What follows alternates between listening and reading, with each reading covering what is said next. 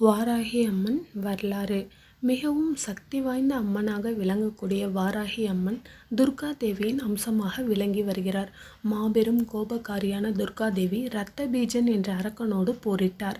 அடங்கா மகா சக்தியாக துர்கா தேவி இருந்தார். அப்போது தனது சக்தியை 7 பாகங்களாக பிரித்து சப்த கன்னியர்களாக தோற்றுவித்தார்.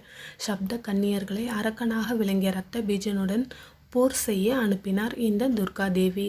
அவர்களோடு போரிட்டு வெற்றி பெற்றதாக புராணங்களில் கூறப்படுகிறது.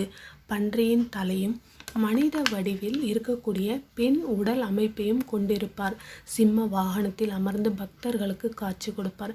8 திருக்கரங்கள் உள்ளன. ஸ்ரீசக்கரம், திரிசூலம், கதாயுதம், சங்கு, அங்குசம், அபய மற்றும் வரத முத்திரைகளோடு 8 திருக்கரங்களில் காட்சியளிக்கிறார் இந்த வாராகி அம்மன். தஞ்சை பெரிய கோயிலில் அமர்ந்திருக்கக்கூடிய வாராகி அம்மனின் சன்னதிதான் தமிழ்நாட்டிலேயே மிகவும் சிறப்பு பெற்ற கோயிலாக திகழ்ந்து வருகிறது. கேட்கும் வேண்டுதலை தவறாமல் செய்யக்கூடிய சக்தி வாய்ந்த அம்மனாக விளங்குபவர்தான் இந்த வாராகி அம்மன்.